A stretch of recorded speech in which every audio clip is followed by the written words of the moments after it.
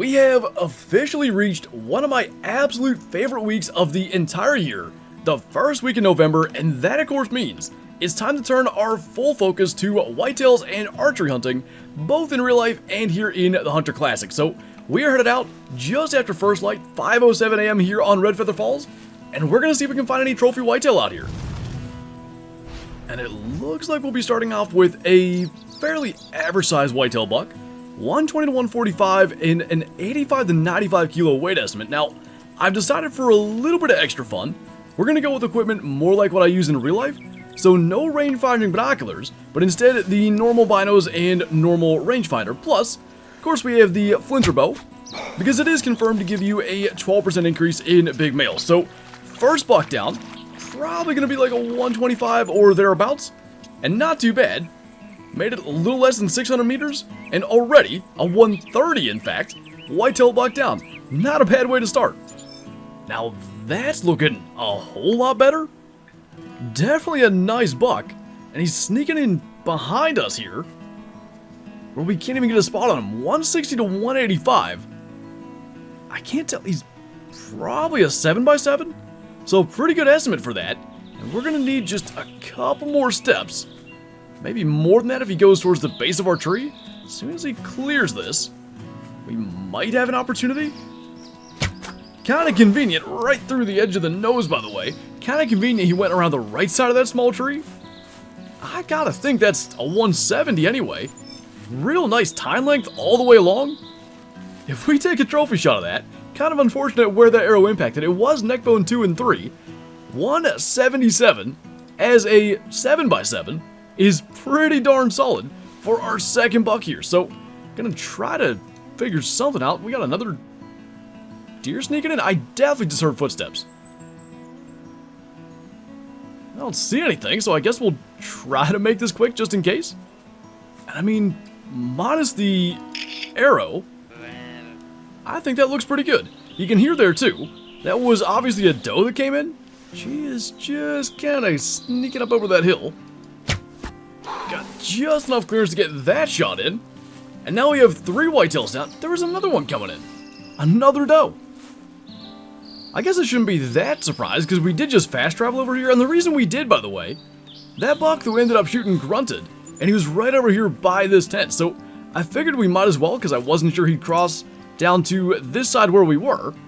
And that definitely worked out. So I kind of want to go over this way still. But I also really like this area. I think we're going to go to the right. I want to, like, swing up through here. Maybe we can just make a loop and come back down. I mean, can't really be too upset by that. 80 to 90 kilo. I'm glad that this was just a grunt and not a track that we spent a bunch of time following.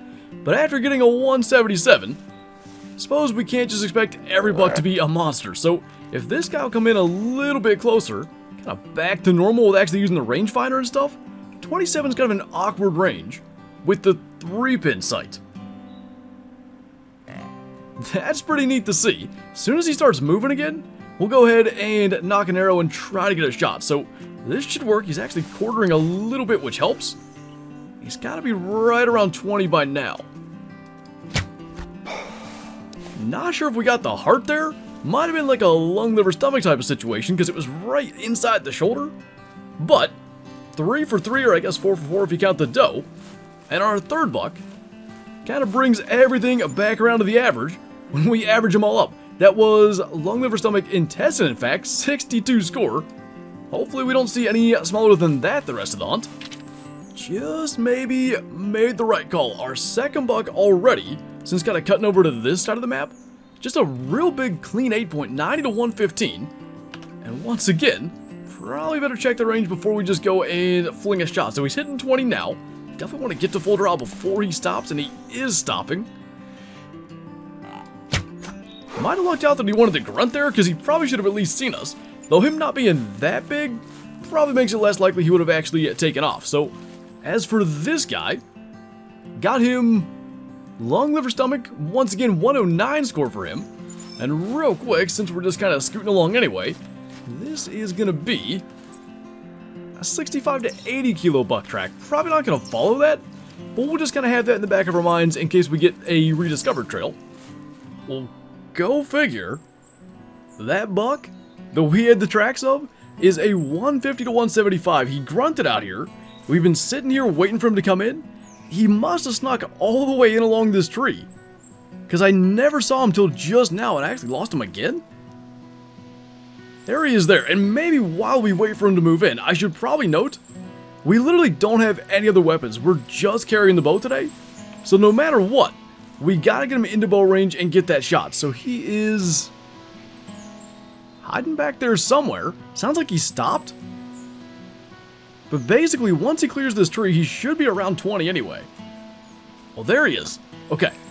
As long as he doesn't see us, we're gonna be fine. Definitely this is a situation where we want him to just start to walk again before we try to come to full draw. Looks like probably a 160 super wide set. Actually, more tines there than I thought. There we go. Okay, that's gonna be our chance. That is a nice looking deer, and one that we absolutely intended to not track. That's gonna bring him down. Gonna be just probably lung their stomach again along that right side. Not too bad though. Now 2 nice bucks down. That's just a really solid looking deer. It was indeed lung, stomach, intestine actually. 157 for him. So we've got a 177 and a 157. And I think we can probably fairly say this was the right move going this direction. And we've got another pretty nice buck. I think we're looking at probably a 6x6 or something again. And one of these situations where we just don't have a rifle, so we have to call that in. Hopefully he's not spooked, so if we can do this. We actually turned our way, that's much more useful. Okay, definitely in range. We'll go ahead and just start calling then. And probably any of these rocks we can just lay down on should make for a good little vantage. So 130 to 155 this time. And honestly, nice to see this many big frame bucks. We've done a lot of hunts, kind of in some ways simulating real life hunting, whether it's rifle season, archery season, what have you. And many times, we struggle to get even one of these. The other nice thing is, and every time I say this, immediately all the next shots are horrible. But thus far, we haven't had to track anything, so knock on wood over there in those trees, that continues. But, jeez, as I say it, shoulder blade somehow didn't hit a lung. Liver, stomach, intestine, 145 for him. And we'll just keep on making our way down here. Our loop has now produced some pretty solid stuff. Well, these are not the most interesting whitetail we've encountered today. Got another tiny buck, 40 to 65 coming in. And then this doe here just kind of getting into about 10 meters. So hopefully the buck's not going to spook from this. And we did get away with that. And the reason is, we're on the trail of an 85 to 100 kilo buck. That's an older track right there. So I really didn't want to send that guy running. And that was indeed the last arrow in that pack. So should be good there. Make sure this guy's going to keep on coming in. And the age of the tracks, the actual tracks, not that old one we just clicked on, were something like 30 minutes. So I don't think he'll be in range to hear that. Therefore, we can just go ahead and try to take this guy out. And hopefully he's not just coming to the call, because that could definitely result in a situation where we come up over that hill and just run right into him. But as I said, I think he'll be beyond calling range. So 2 more whitetail down. Got our doe here. Actually, I think 58.4 kilos is pretty heavy for a whitetail doe. And then this guy, probably going to be another 58 to 62, even 56 on that. 20 CSS flat, by the way. And now, hopefully, we can get on the trail of a little bit better one. And he is yet another solid but not absolute giant buck. 150 to 175 for him. Kind of cool, actually, we managed to get set up in this ground blind for him. Not a lot of opportunities to use random ground blinds that we have set up on the map. Stop there at 31. If he'll stay there, that's probably a shot we can make. He's actually going to scoot even closer. So I think probably once he clears that tree, that's a 21 there. So as soon as he steps into the open, we'll try to stick an arrow through the vitals. That'll work just fine. And so far, our jinxing of our shooting has not come to fruition. So, is this big frame buck number 4, I believe?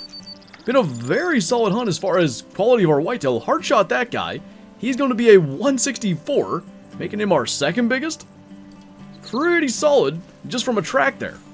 And as we reach the 12-kilometer mark, I think, unfortunately, we are going to be wrapping this hunt up here. So, a number of really solid bucks, and it's always fun to switch it up, you know, using the regular binoculars, the old rangefinder, going with a little bit maybe lower tech than our typical hunt. And hey, at the end of the day, not a single blood trail was followed, so maybe the Flinter bow gives a 12% increase in accuracy as well.